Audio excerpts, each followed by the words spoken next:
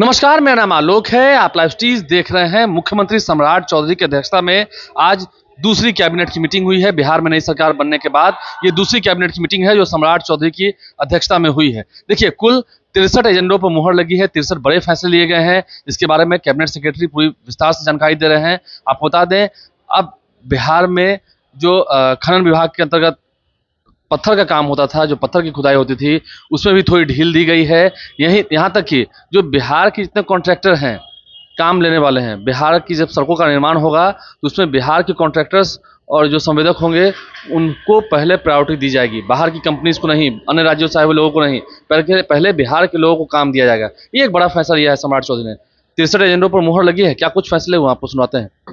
कई महत्वपूर्ण मुद्दों पर विचार किया गया एवं निर्णय लिए गए। इनके संबंध में जानकारी देने के लिए मैं आपके बीच उपस्थित हूँ।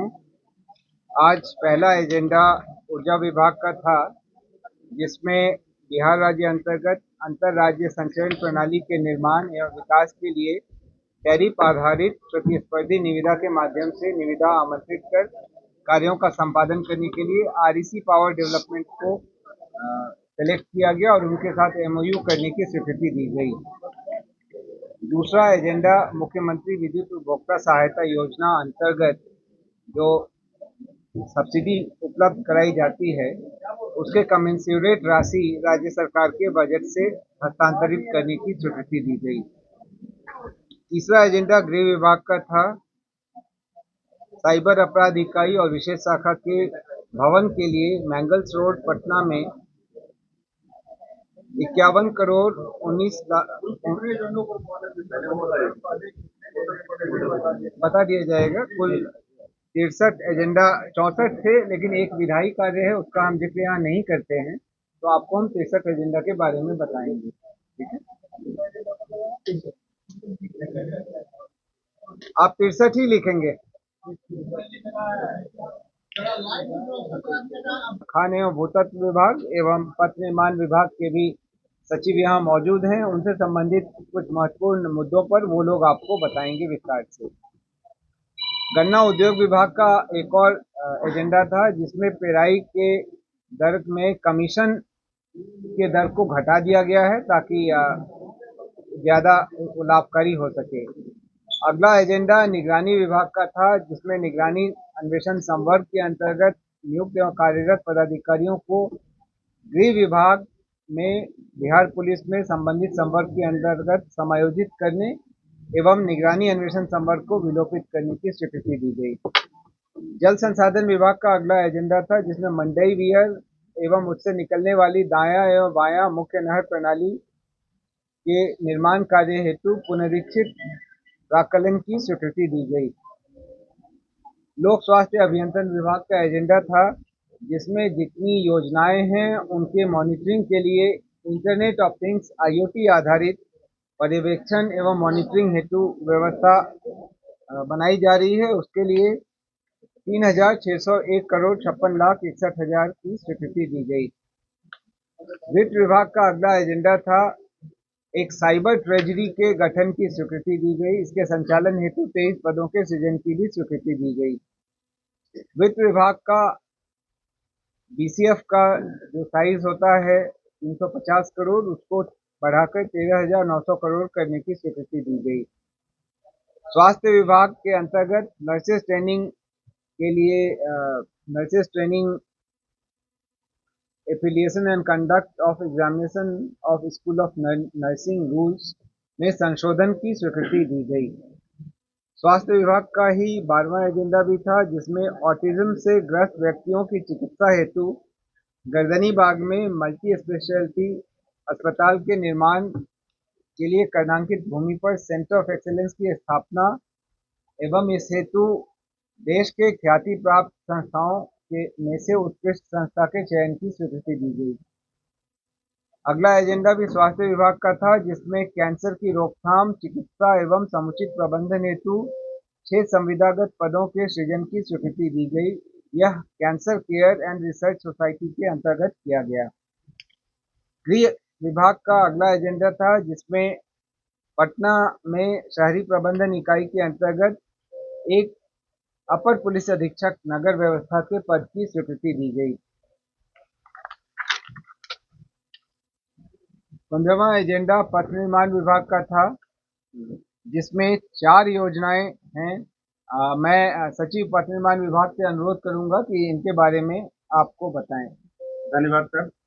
आज मंत्रिपरिषद में 4 महत्वपूर्ण विषयों पर विमर्श के उपरांत सहमति अनुशंसा प्रदान की गई, जिसमें से सबसे पहला है विदुपुर से दिघवारा उत्तरी गंगा पथ परियोजना को DBFOT बी अर्थात शॉर्ट में BOT मॉडल पर Bihar state road development corporation माध्यम से क्रियान्वित कराने एवं ट्रांजैक्शन एडवाइजर एवं DPR परामर्शी की सेवा प्राप्त करने के सैद्धांतिक प्रस्ताव पर सहमति दी गई। यह उत्तरी गंगा पथ होगा, जो कि वर्तमान JP गंगा पथ के समानांतर उत्तर में होगा, जो सोनपुर से भी पास होगा। सोनपुर का विश्व प्रसिद्ध हरिहर नाथ मंदिर को भी संपर्कता इससे दी जाएगी। सोनपुर एयरपोर्ट की भी संपर्कता इससे रहेगी। Patna Purnia express way, Amas Darbhanga national highway, Manikpur Bettiah पथ इत्यादि से भी इसकी संपर्कता सुनिश्चित की जाएगी।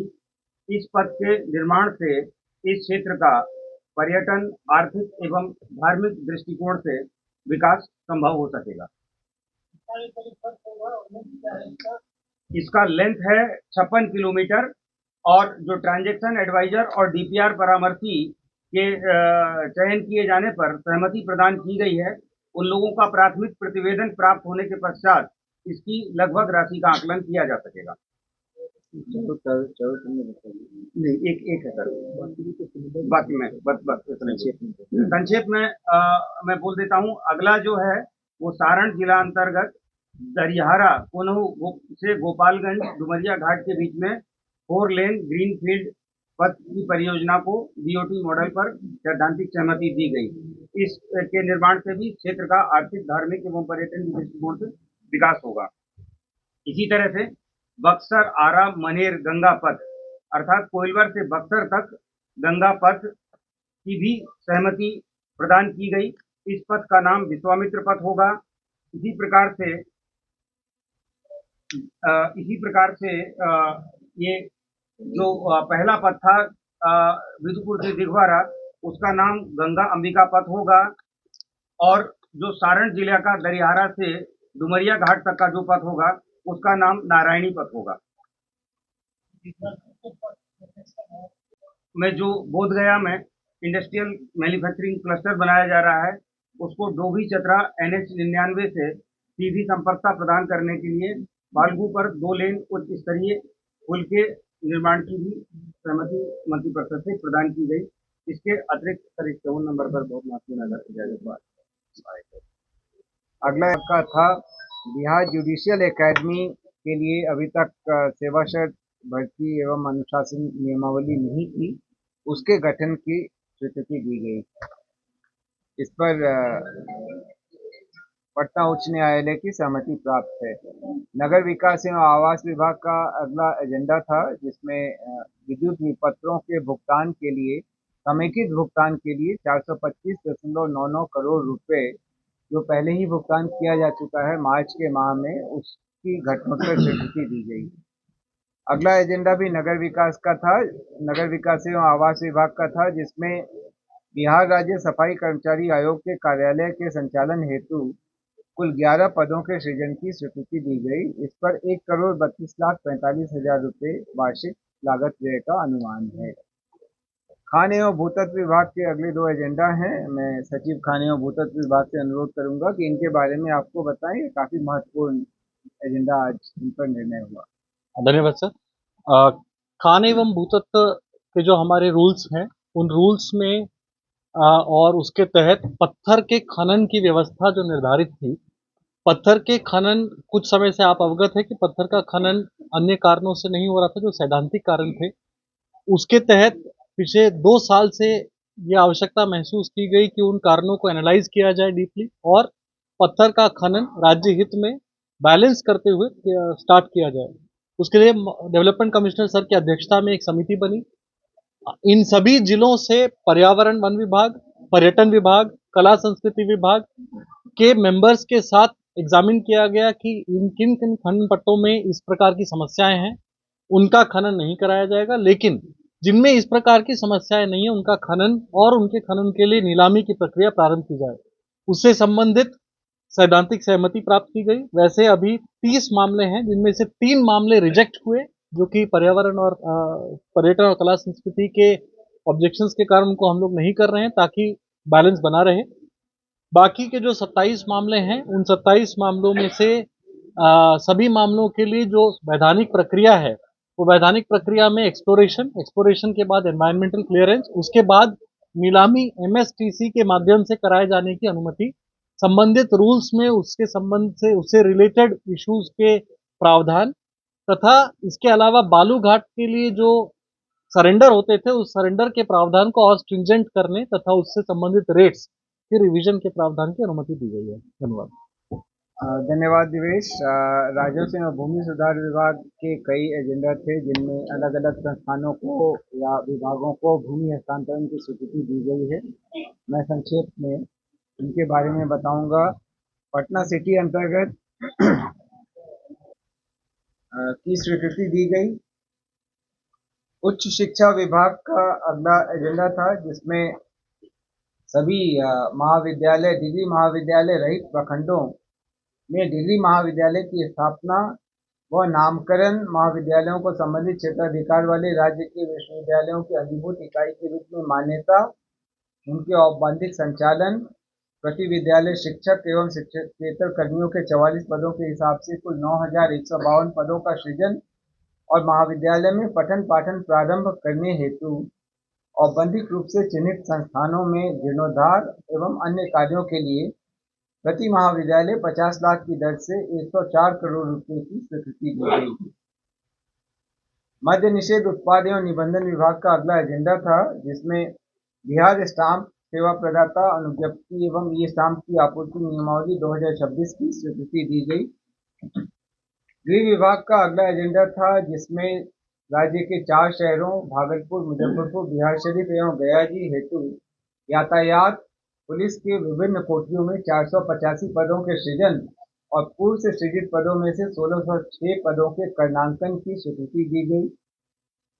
राजस्व एवं भूमि सुधार विभाग का अगला एजेंडा था जिसमें पटना जिला अंतर्गत पटना अंचल के 2.3421 एकड़ भूमि को NIFT पटना को हस्तांतरण की लीज के आधार पर टोकन राशि पर बंदोबस्त किए जाने की स्वीकृति दी गई। परिवहन विभाग का अगला एजेंडा था जिसमें मोटरयान अधिनियम, केंद्रीय मोटर वाहन नियमावली एवं मोटरयान चालान विनियमन 2017 के प्रावधानों के उल्लंघनकर्ताओं के विरुद्ध दंडात्मक कार्रवाई हेतु 90 दिनों से अधिक अवधि के लंबित चालानों के राष्ट्रीय लोक अदालत के माध्यम से निष्पादित कराने हेतु वित्तीय वर्ष 26-27 के लिए एकमुश्त यातायात चालान निपटान योजना 2026 अधिसूचित करने की स्वीकृति दी गई। पथ निर्माण विभाग का अगला एजेंडा था जिसमें अधिकतम 50 करोड़ के लागत वाले राज्याधीन सिविल कार्यों के लिए राज्य स्तरीय संवेदकों को अधिमानता दिए जाने हेतु बिहार लोक निर्माण संहिता में कंडिका 163 सम्मिलित करने की स्वीकृति दी गई। आप इसके बारे में बताना चाहेंगे? ये 50 करोड़ 25 लाख से 50 करोड़ तक के जो सिविल कार्य हैं उसमें स्थानीय संवेदकों को अधिमानता देने का निर्णय मंत्रिमंडल के द्वारा लिया गया है, मंत्रिपरिषद के द्वारा लिया गया है। इसमें 2 चीज सुनिश्चित किया जाएगा। रखरखाव या नया निर्माण करने वाले ऐसे संवेदक जिनके कार्य की कुल राशि 25 लाख से 50 करोड़ के बीच में हो, उसमें बिहार के जो स्थायी निवासी होंगे या बिहार की जो रजिस्टर्ड फर्म्स होंगी या बिहार में जो रजिस्टर्ड कंपनियां होंगी, साथ ही ऐसी कंपनियां जिनके शेयर होल्डर कम से कम 51% बिहार के मूल निवासी होंगे, ऐसे लोगों को प्राथमिकता दी जाएगी और ऐसे ही लोगों को यह कार्य आवंटित किया जाएगा। यह कार्य राज्य के बाहर के संवेदकों को उसी परिस्थिति में आवंटित किया जाएगा जब राज्य के किसी निविदाकार ने, किसी संवेदक ने निविदा में भाग न लिया हो। ऐसा करने से आगामी 5 वर्षों में जो 1 करोड़ रोजगार और नौकरी के अवसर प्रदान किए जाने का संकल्प 7 निश्चय 3 में था, उसको इम्प्लीमेंट करने के लिए और स्थानीय लोगों को रोजगार के अधिक से अधिक अवसर उपलब्ध कराने के लिए ये निर्णय लिया है। तो सम्राट चौधरी की अध्यक्षता में जो हुई कैबिनेट की मीटिंग है उसमें क्या कुछ बड़े फैसले लिए गए हमने आपको सुनाया है। आप लाइव से बने रहें, हमारे चैनल को सब्सक्राइब कर लें, साथ साथ फेसबुक पेज भी लाइक करें। धन्यवाद।